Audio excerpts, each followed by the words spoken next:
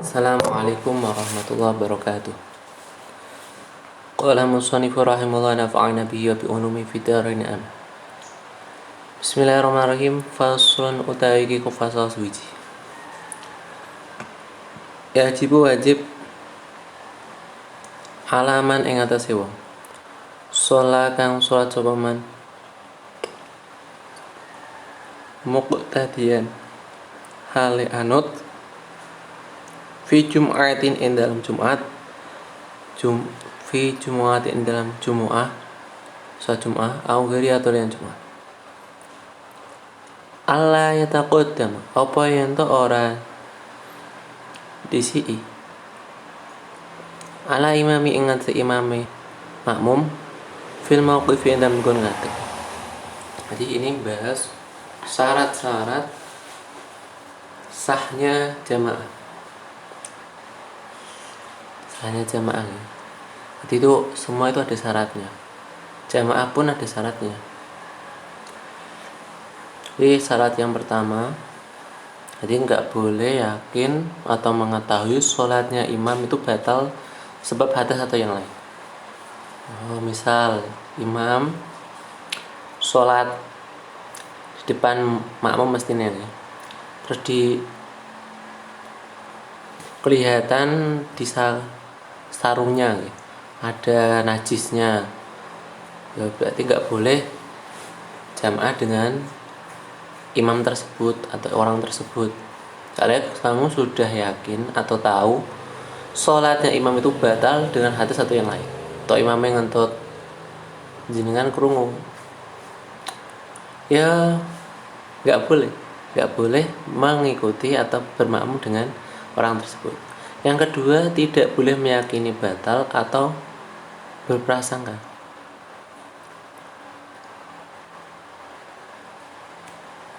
Misal di depan meninggalkan fardiyah ya. Misal contoh basmalah, kan nggak boleh. Soalnya basmalah itu termasuk ayat Fatihah. Jadi kalau ditinggalkan ya enggak boleh. Batal kalau diteruskan. Jadi ini tidak tartib. Jadi enggak boleh bermakmum dengan orang tersebut. Yang nomor 3, tidak boleh meyakini kewajiban qodok bagi imam. Jadi kalau meyakini kewajiban qodok bagi imam, tidak boleh bermakmum. Contoh kayak ada seorang sing sholatnya itu dari tayamum rifaktima, tidak ada air, padahal itu di tempat sing banyak terdapat air. Tayamumnya karena rifaktima, karena kesulitan mendapatkan air. Padahal di tempat itu yaglibu fi wujudu, banyak sekali atau mungkin kemungkinan besar ada air ya, kemungkinan besar. Yang keempat, tidak boleh ragu depannya itu imam atau makmum. Jadi kalau ragu nggak boleh. Jadi misal datang terlambat, terus di depan ada 2 orang dan dia ragu sing ndi sih imamnya, nggak sah. Hal ini tidak boleh bermakmum atau jamaah dengan salah satunya, soalnya makmum soalnya ada keraguan itu.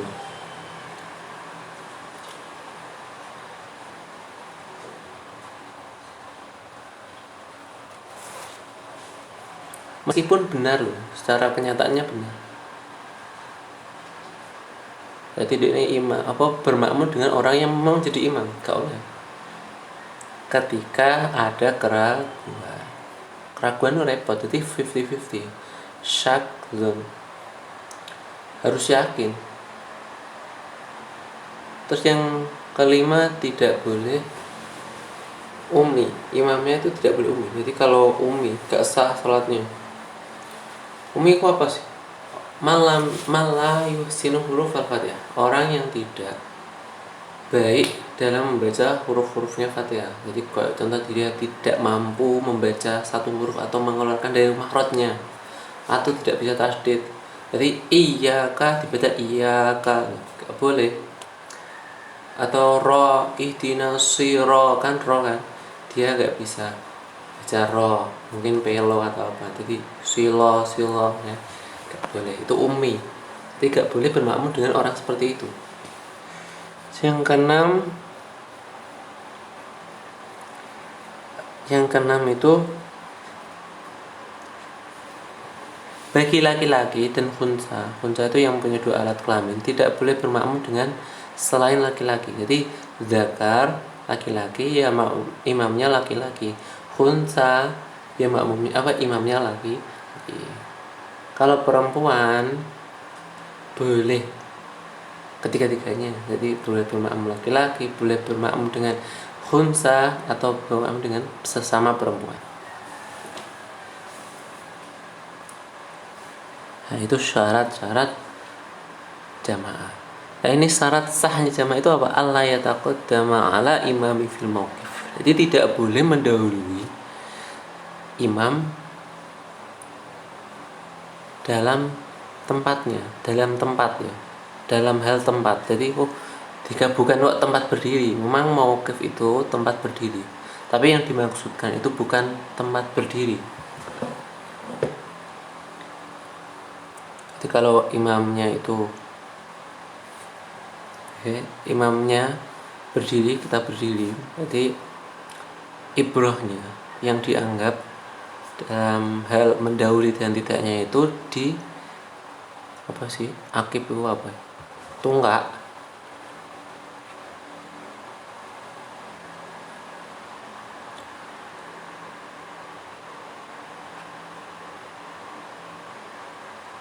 Tumit ya. Kok tunggak? Tunggak bahasa Jawa.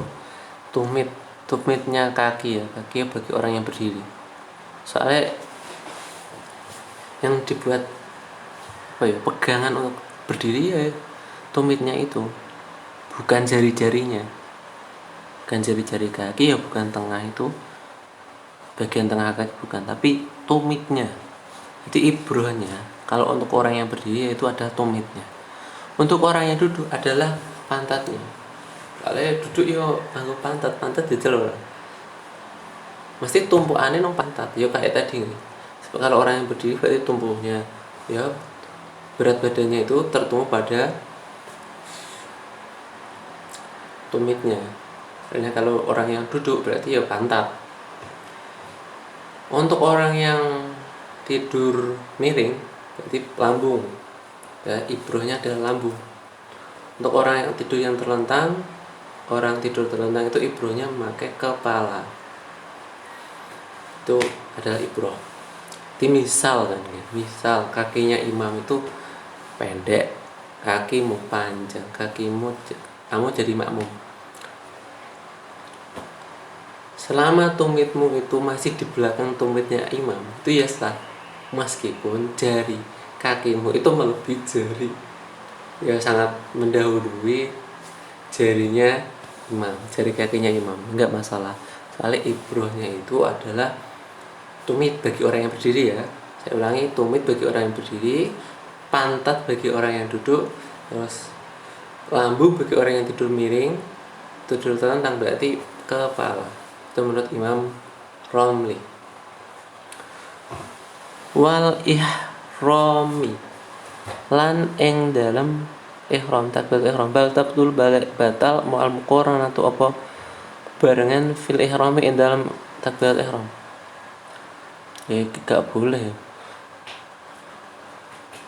mendahului imam dalam hal takbiratul ihram. Jadi kamu bacanya takbir duluan sebelum imam kamu, makanya nggak sah. Soalnya ini sahnya jamaah. Kalau muqaranah gimana? Muqaranah itu apa? Bebarengan itu berarti bersama-sama gitu. Berarti bareng. Bacaannya bareng. Takbirnya makmum dengan imam bareng, yang batal sholatnya. Jadi kalau mendahului itu jelas tidak sah. Dari awal memang tidak sah jamaahnya. Kalau muqaranah batal jamaahnya bagi makmum, lalu ya patokannya imam.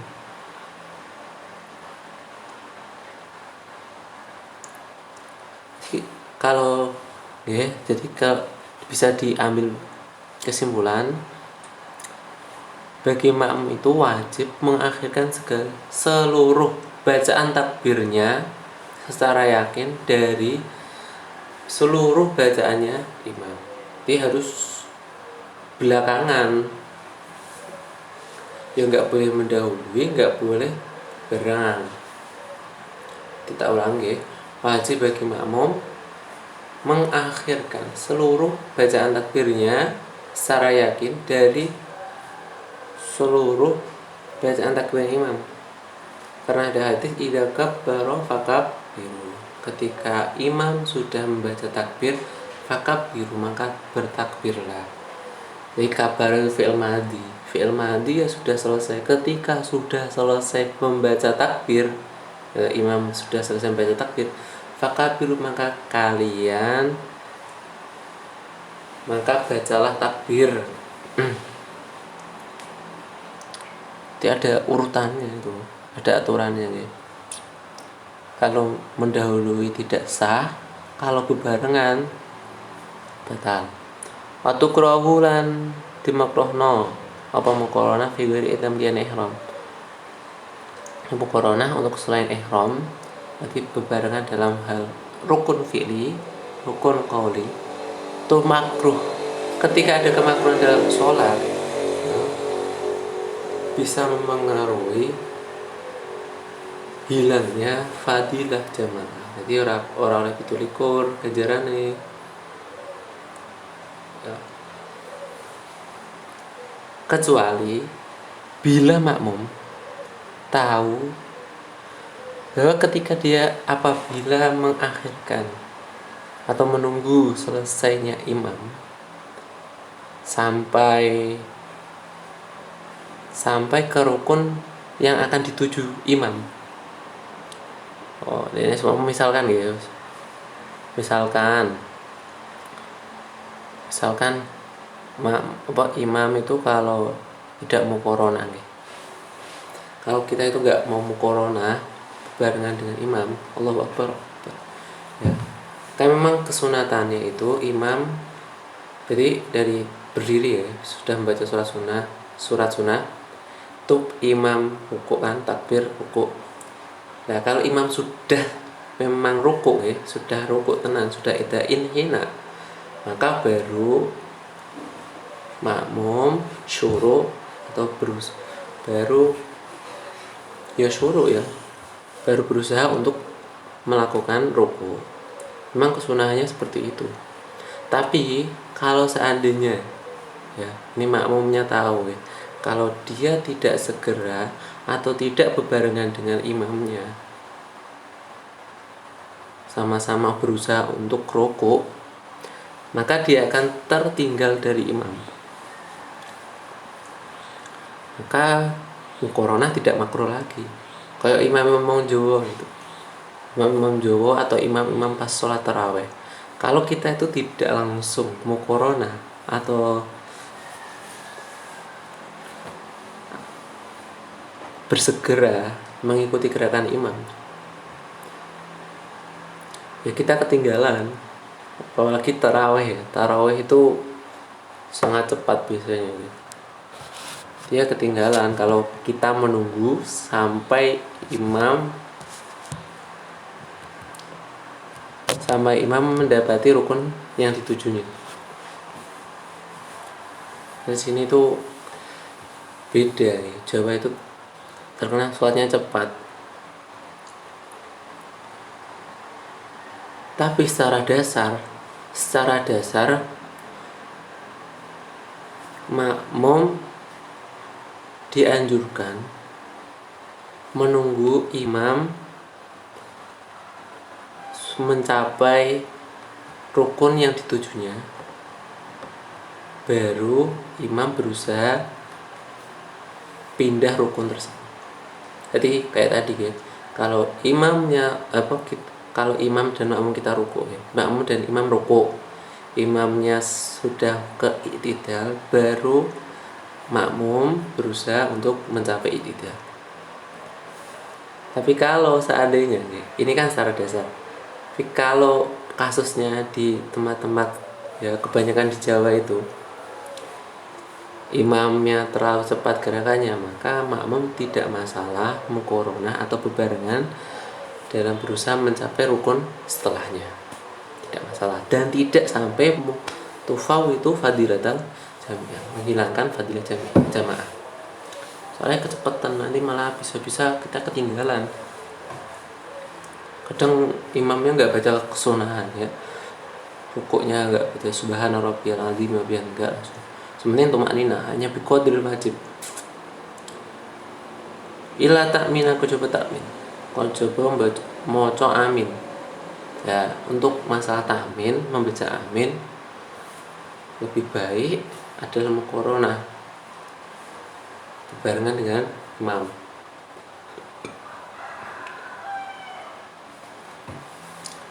Supaya ya, kadang tujuannya itu supaya kita itu bareng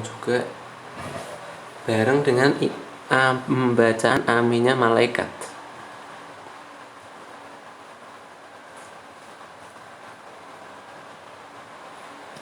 Ya, kalau mukorona tidak tercapai, mungkin kita ketinggalan. Ya, baca setelahnya.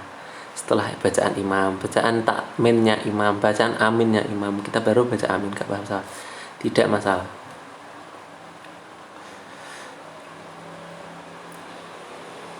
Nah, apabila imamnya terlalu lama terlalu lama membaca amin,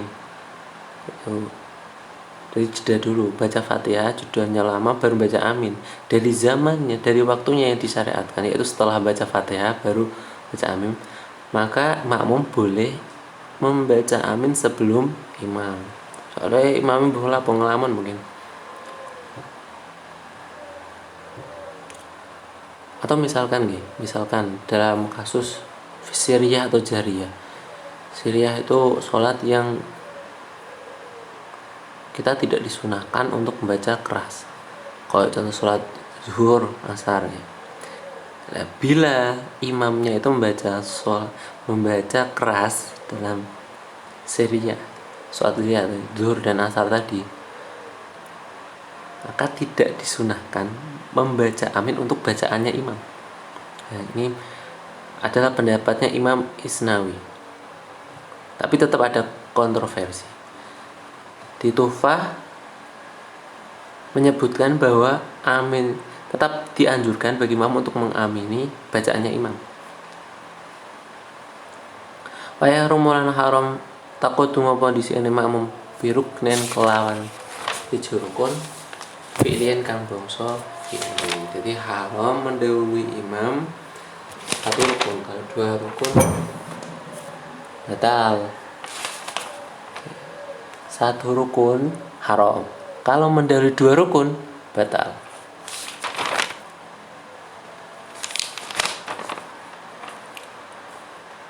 Imun Allahumma fa'ana bima 'allamtana wa 'allimna bima yanfa'una. Aftana futuhal fin. Akhirul kalam. Assalamualaikum warahmatullahi wabarakatuh.